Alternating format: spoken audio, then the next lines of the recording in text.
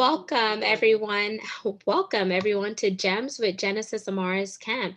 Today in the hot seat, I have Wanda Hall. A little bit about Wanda. She is a founder and creative director of HoneyVic Productions, a theater production company focused on challenging social issues by building a diverse community through performance. But before I let Wanda introduce herself, today's segment is going to be on combating social issues using theater.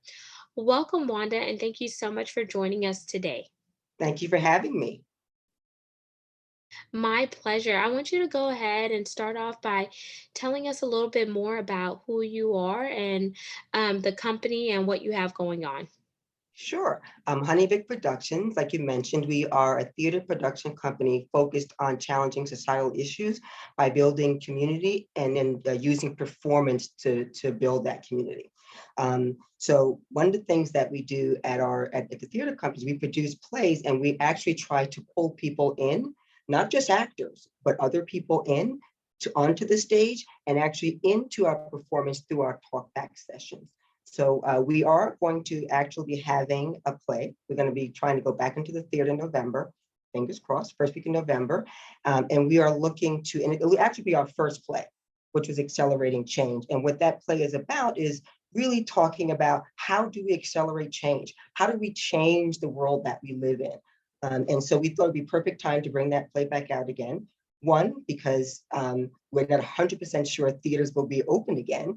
And we figured we'd probably start with something where we kind of know we can navigate the ins and outs of producing that play. But also it's the right time for those kinds of conversations. So. I would agree because it's those type of conversations as well as the plays that let people know that, there's so many moving pieces right now with the pandemic. There's been a lot of people who have passed away, which has created grief. There's been societal turmoil between racial groups. There has been turmoil with, the government. So many things have just rocked us and has reshaped from what we used to think was normal. Yeah, I agree. But one of the things I've always felt strongly about is that, we have more control than we think that we do. We should participate more in the world that we live in. So even though there's a lot of turmoil happening, I still think that we need to come together and kind of, talk about things, the things that are actually happening and understanding it in a way where we can actually impact some change. So for example, I don't think that, politicians are the answer. I don't think they can figure out what's supposed to be happening in the world. I think that's what we have to do. That's what I have to do. That's what you have to do. That's what our audience has to do. So I do feel strongly that now is the time for those kinds of conversations to be happening. I agree. And it definitely takes all of us coming together to look for the ways that we're more alike versus the way that we're more different. And I like to coin the term courageous conversations, is what I call them. And if we don't have those courageous conversations, then in theory, we're doing ourselves a disservice and stepping back into history versus progressing. Yeah, I agree. Not everyone knows or understands how to have those kinds of conversations. Um, but I do think it's important to find ways to include everyone. And that's what we're doing at the theater company. We're doing that through, as we have our performances, we always have talkback sessions where we invite the audience to participate in a conversation about what just took place on the stage. We actually have some virtual performances that we've done during the pandemic that we also think will generate those kinds of conversations. For example, we have a little mini series. It's called Mama Does What. Not sure if you've seen it. I'm in it. I wear a blue wig, which is pretty cool. But we do small little skits and we challenge, what's happening in our society now. We try to do it with a touch of humor. We also are inviting other people to be a part of that series. So I think we do have to find a way to have those courageous conversations, but find a way to invite people into those conversations, people who ordinarily might not feel comfortable having those kinds of conversations. Oh, You're muted. And thank you. And when did you decide that this was the direction that you wanted to go with HoneyVic Productions, that you wanted to talk about these courageous conversations? You wanted to show the visuals while having a sense of humor, but while also honing in on these real subjects that really matter that other people may not be addressing because they're afraid to. Well, it's actually sort of a couple of tracks for that. So, I kind of learned or felt along as a child coming up as a kid that, there are ways to express what you're feeling, and what you're feeling is important. So I've always had that feel like it's important to express what's on the inside in some way, shape, or form. And that's kind of how HoneyVic came to be. Um, Thinking about, you know, writing stories, writing plays, kind of create a cathartic experience where you can write and it kind of comes out and you feel like you've actually, expressed something. That's sort of one track in terms of the theater company and the kinds of work that we do. And it's sort of like my voice. As a child coming up, I didn't feel like I had a voice. And so this is kind of like my voice. In terms of the series, Mama Did What, it kind of evolved. It actually started off as just as a funny thing to do around, people not wanting to wear their mask and wanting to make a mask and feeling that because they're old, they don't need to wear a mask. But then as things changed and things evolved, the series evolved. And we started, tackling issues like, Black Lives Matter. We started tackling issues about the vaccine. We started tackling matters about Asian hate. It just evolved because those were the things that were actually happening in the world. I like that. And I'm glad that you guys started to really tackle those issues because some people were tackling them, but they weren't tackling them in a positive manner. They were mainly tackling them in a bashful manner and just stirring up the pot. Whereas we don't need any more pot stirrers, in my opinion. We really need people to come to the table, to share their views, but also to be willing to listen to the views of other people and see things from a different vantage point and just ask ourselves, okay, why do they feel the way they feel? Okay, is it something that I said that I could have said differently? We're here to really inspire, educate, and motivate each other while bridging the gap for the things that are like, the flies on the wall, the elephants in the rooms. And we just really have to get back to those basics because I feel now the way the world is going, no one is willing to just get back to the root of things. Everyone is kind of scapegoating things because they're afraid of, oh, how am I going to be seen? How is people going to perceive this? Am I going to say the wrong thing? When in actuality, I would tell people I would rather somebody say a disclaimer like, I'm not sure if this is going to sound okay. I don't know the answers to everything, but I'm willing to get in the trenches with you and figure it out. Or I'm I'm not a racist, but I'm not a perfectionist either, or something along those lines, to kind of just, put it out there and kind of wet the ground a bit, if that makes sense. It does. It makes total sense. And that's sort of the premise around accelerating change. Hearing, there are two sides. There are two points of views, and bringing those points of views together in a way where people want to have a conversation about it. They want to, and you kind of almost have to understand. The nice thing about putting plays on a stage is that you create a world, and people almost don't really have a choice. They've got to participate in that world. And so accelerating change is just as you described. It's two families.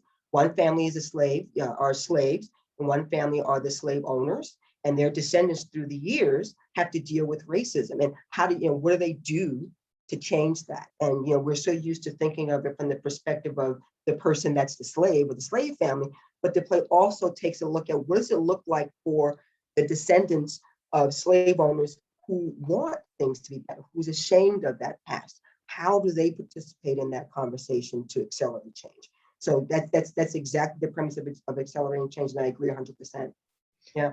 Thank you so much for explaining the premises behind accelerating change, because I think that's really going to drive home to some people, and it's needed in a time that we're in right now. Well, it's Yeah. been needed, but I feel like we took a lot longer to get here than we should because we already knew some of these societal issues were happening. But when it happened mainstream on national TV and it started to get publicized as well as ostracized, then that's when, people's lens really started to focus in like the focal point. Yeah, yeah, I agree. My concern is that it's temporary, you know, and I think so I think these kinds of conversations, these courageous conversations, we need more of them, because I think that's the only thing that's going to actually make move the needle and push the narrative forward. These kinds of conversations. Yeah. So when you think about HoneyVic Productions and you think about the other production companies out there, what are three things that set your company apart from your competitors? Wow, that's that's that's a big question. Um, Well, I think one of the things that probably sets us apart is that while we are producing plays, I really think of us as more of a community, that we're actually bringing together people. And, we've started out, of course, with people that we know, and now we're bringing more people in. So we're actually more of a community. So I think that's one up. I think that the playwriting is much better at my theater company because I'm writing the plays, of course. Um, and, I can't, yeah, I think what's also different about our theater company or Sal and I is that where we are willing to help people learn, and we're willing to learn from other people. So we're not there. I have friends who are looking to go to Broadway, which is fantastic. I That's not my goal. My goal is to actually accelerate change, and I think that's what our theater company does. I think that's probably what differentiates us from other groups. I like that. And it seems every time you talk about HoneyVic and the theater company that you built and memory of your grandmother and your grandfather, you light up each time. And Yeah. I want to go a little bit deeper because they were a very impactful people in your life. So your grandmother was Honey and your grandfather was Vic, and you merged the two together to create the company. But did you merge a little bit of their teachings into the Yeah. company as Yeah, I well? did. Just actually, so uh, my grandmother was Vic, and my grandfather was Honey. Oh, sorry. Yeah, Thank you no, for correcting that's me. okay. That's okay. And I do. So actually, there is a scene, as an act, an accelerating change that's really based on my grandfather, my experience with my grandfather. Um, and and the thing that stood out the most for me is the resilience that they had, and my grandfather's very proud, and that kind of warms my heart because I think that all the things I'm doing today, they'd be very proud of that, you know. So that's pretty cool. But the thing about the generations, when and I think we've all probably come this way through this way, where if you come through the South, my mom moved to the North and left me in the South. My grandparents raised me for a bit, um, and they sent money. My mom sent money to help take care of me. And then at some point, I then moved on to New York. But I always brought with me that foundation from the South. And I was brought, and I smile now to think of where we were, where I remember where we were, where my mom was. My mom grew up in the very same house. And to think of where we are now, and to think that I have a theater company and I can actually voice some of that, it's extraordinary. So I smile because it is very warm for me. Oh, wow, that is amazing. So where exactly in the South did you grow up, Uh, Wanda? Charleston, South Carolina. Oh, okay. Because 'cause I'm in the South as well, but I'm in Texas, which is, Oh, some people yeah. The other South. yes, the other South. And your video went away. Huh, let's see. There we go. There we go. Yeah, So, so some might like that, by the way. My video might go out, but no worries. We saw the beautiful picture of you and your my partner. husband, Yes, Sal. Yes, your yes. partner. Yes, thank you. So, can you talk a little bit about Sal, your partner, because he is a intricate part of, the production company as well. Yes, I apologize. I don't know why my video keeps going in and out. But yes, so Sal's an integral part of our partnership. He is the one that actually inspired and encouraged me to actually go ahead and start the theater company. He's very, very encouraging. And he is the part of the theater company that organizes everything. He is the one that always does the talking. I talk a lot. I'm very talkative, but he is the one that does all the talking and then the narrating and the facilitating. So he is a very huge part of the wings beneath my wings. You'll love that I said that. That is amazing because when you're in business and you're building your brand and you're creating something that is going to build your empire, leave a legacy, and continue to make an impact, you definitely need to have a star player on your team that is rooting for you, Yeah, especially on the days when you don't feel like rooting for yourself. Let's yeah, just be real. yeah, You need that person that will call you out and pick you up by your bootstraps and tell you you need to get back in the game, get your head right, pull up on that negative nasty behavior and go show the world who you are and what you can do. yeah. That is definitely him. Yes, yes. And just to go a little bit deeper, Wanda, because the topic was social creating social change using theater. And theater is a powerful piece because sometimes when people see theater, they only see certain parts of theater. They never see truly the behind the scenes or the things that are uncut. So I want you to walk us through meshing social issues and creating the change from that perspective and how you truly use theater to drive it home while doing the drama, doing the courageous conversations, doing the funny skits and stuff like that. Because nowadays sometimes you work with a lot of moving pieces with theater. You have to have the right props, you have to have the right actors and actresses, Yeah. you have to have the right sound qualities and stuff like that. So has there been some hard challenges that you face while trying to portray your message? Yeah, I think one of the biggest challenges that we face is finding African American actors. I that was I was so surprised when we put up our first show, and that it was a challenge. It was just very, very hard. We were very fortunate. Sometimes you have to thank God because He makes things happen. You don't even know how that happens. It happens. We were very fortunate. We found a fantastic cast. I mean, we learned a lot from them because our first production, and hopefully they learned some stuff from us. But by and far, that is the biggest challenge that we face, finding African American actors.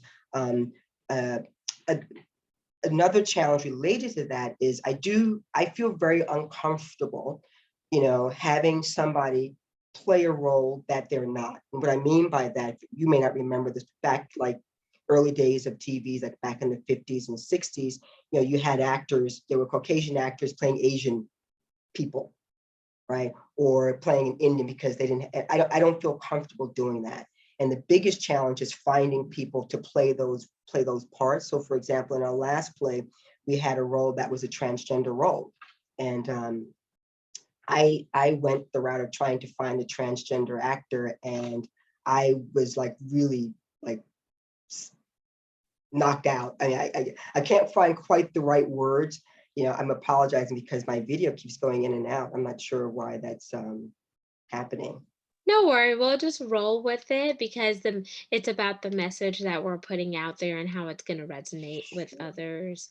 Okay. You know, I was looking for a transgender actor, and I kind of went the route of finding like Facebook group, trying to find them in backstage, and I kind of I don't want to say that I hit a wall. I want to say a wall hit me. Like I was told under no uncertain terms that I knew nothing about that community, so I should not be trying to, get actors to be in my play, which surprised me because I felt like the whole idea was to kind of break down the barriers, to break down the walls. And so I was really surprised that I couldn't do. Fortunately, we were able to find someone who had the courage to actually do it. So those are some of the challenges that you face, when you're putting up a show. We actually had one first show. One of our actresses had a death in the family and was unable to be in the show. And we found out, I think, 3 days before the show. And we were very, very fortunate. We were able to find someone to take on the role. Within 3 days, they were off book and they were fantastic. So those are some of the challenges that you do face when you're trying to put a plan. They're the things that you really can't. You can control whether or not you had your props in the right spot or whether you've got the costumes, but you can't control whether people show up. Oh, wow. And I would have never expected that you would have a hard time finding cast members that were African American or transgender who were going to be bold and courageous to just really show up and show out their authentic true selves, especially in New York City where there's a lot of, people who want to be on the main stage and the screens and stuff. But, that goes to show you that from the outside looking in, you may not necessarily know all of the things that are going on behind the scenes unless you have conversations like this to really understand what is taking place. And do you feel like looking back on, you know, that situation, do you feel like maybe you guys were not casting or putting out enough information to drive in the right audience, or what do you think the problem Yeah. was? Yeah, I think the problem was is I was ignorant. I didn't understand um, how that all works. I was trying to you know um, get actors from a group of people, from a marginalized group of people. I had no idea what their challenges were, what their struggles were, what they were trying, what their mission is, what they're trying to accomplish. I literally knew nothing, and so I think what I've walked away from that situation is with the deep respect that people want to be heard. They're not waiting for you to give them an opportunity. It doesn't quite work that way. So I kind of walked away with a deep respect for that. Thank you for sharing that. And why does diversity matter to you? Because we each have our different take on diversity, along with inclusion, equity, as well as equality. But more importantly, having all of them tied together is what's really going to drive change. Because, in my opinion, you can't just have diversity without inclusion, without equity, and definitely not without equality.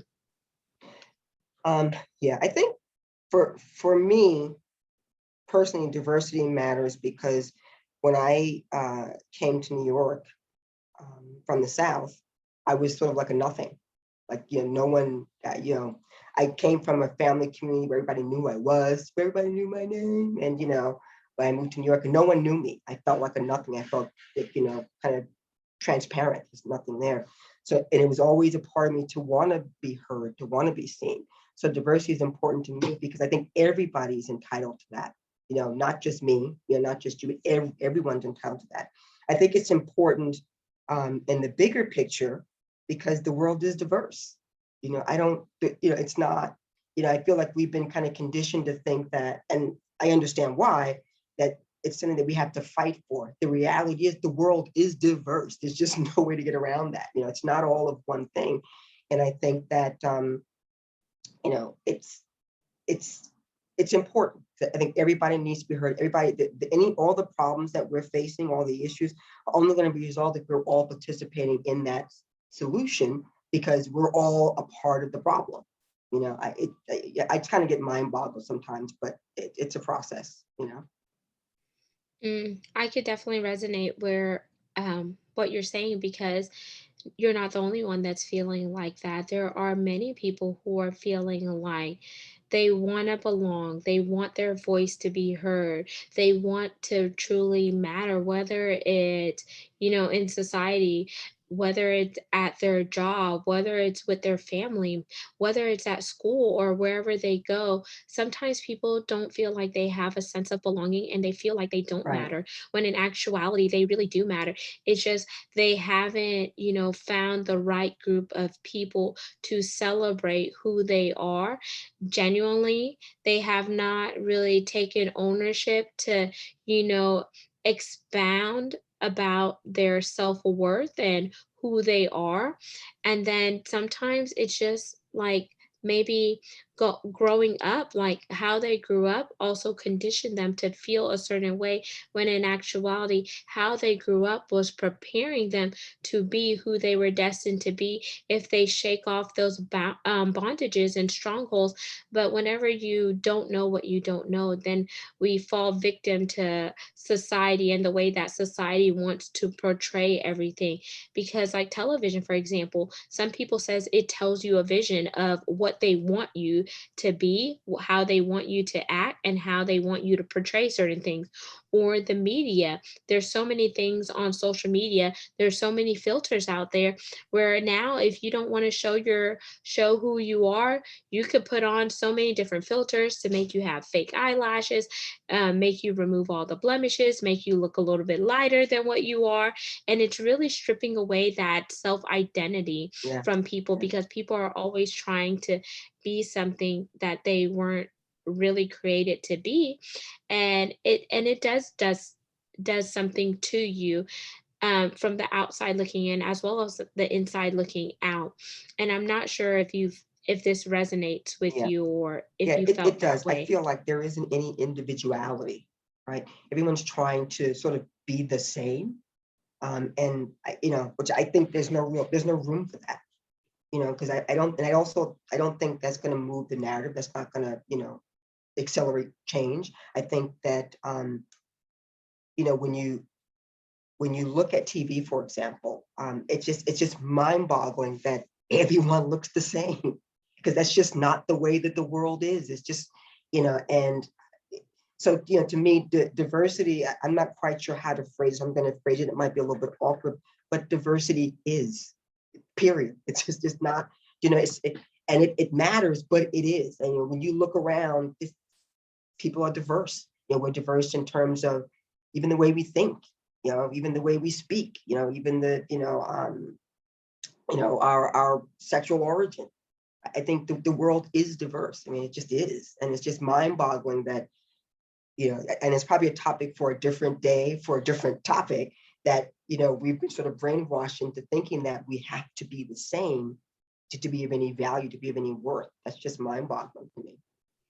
I like that. And I'll close out on this little topic part as being the same as being lame, because Yeah. we were all uniquely created. So it's time for us to rise up and take ownership of who we are and truly be who we were created to be. Because being the same as someone is like being a robot. No one wants to be robotic. So it's time for you to break out of your shell and bust a move. And I tell people you need to Yeah. pop out and stand out. So now that we're switching gears, do you see yourself having a play on being Black in corporate? Because I know you've dealt with some stigmas in corporate America and being a Black woman in corporate, and it does something to you.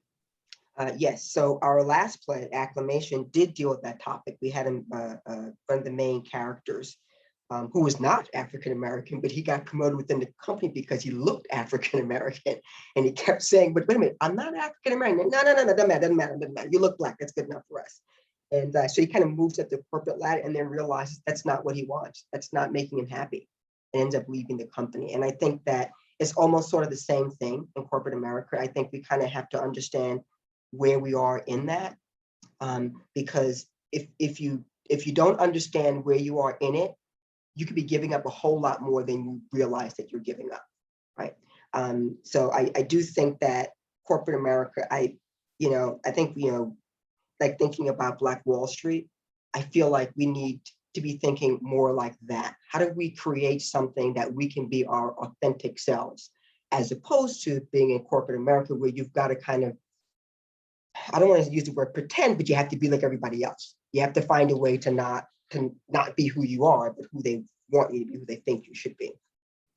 Yes, I like that, because corporate America tends to force you to recondition who you are in order to fit into the mold, because it's their organization and they're trying to portray a narrative, and they want you to either, stand in solidarity and follow suit, or get out of line and go find a Right, place where you can fit in right, line.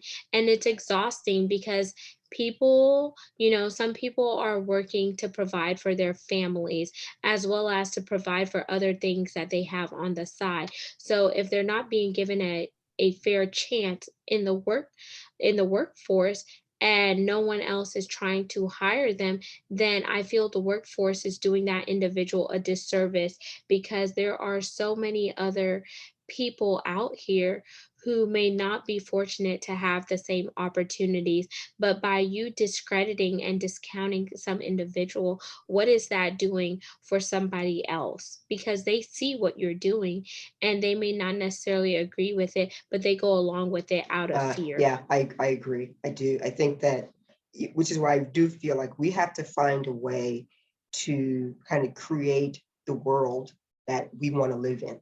And I'm speaking now specifically about African Americans. Like, it's a different conversation if you open it up, but I think we have to start to think about, how do we rely on one another?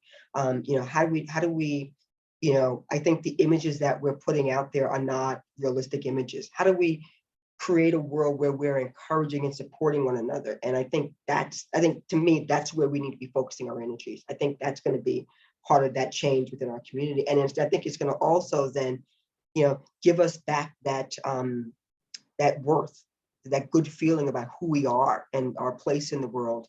Like my grandfather had years ago. They didn't have much, but very, very proud for what they were doing, and the impact that they were having. I think we need to we need to find a way to do that now. Right? I like that. And as we begin to wind down, Wanda, what are some tips that you would like the listeners as well as the viewers to gain from this conversation? What is your call to action to cause them to rise up and change where they are to set themselves up for a bigger, brighter future? Um, I think my tip would be, find a way to be a part of the conversation that you think that we need to be having. Find a way to be a part of that conversation, and that might mean starting that conversation. So that's my biggest tip. I think that everybody has something to contribute, something of value, something that can help us move forward.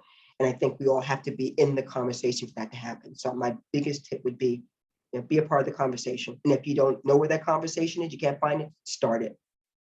Zoom, you can start a Zoom account for free.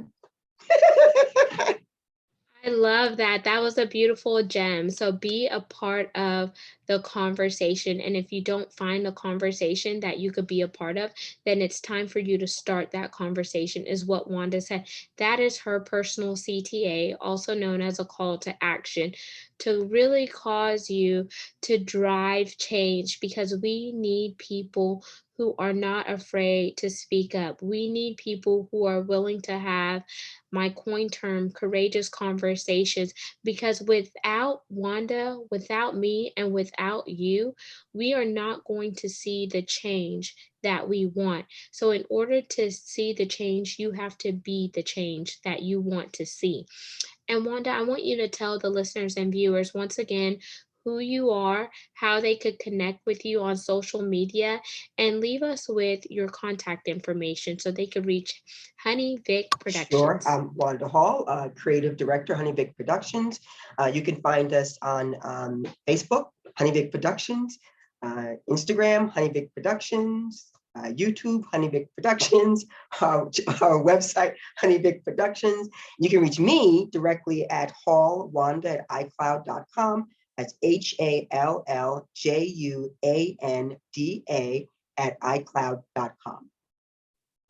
And there you have it, listeners and viewers of Gems with Genesis Amaris Kemp. You just heard Wanda Hall with HoneyVic Productions. She's based in New York, and our topic today was combating social issues using theater. So make sure you go connect with her on social media, follow the production company to see all the incredible work that we're doing, so you can accelerate the change that you want to see. And remember, if you don't take actions today, how are you going to secure a better future? And until we chat next time, peace, love, and lots of blessings. Signing out, Genesis Amaris Kemp and Wanda Hall. Thank you. Bye-bye.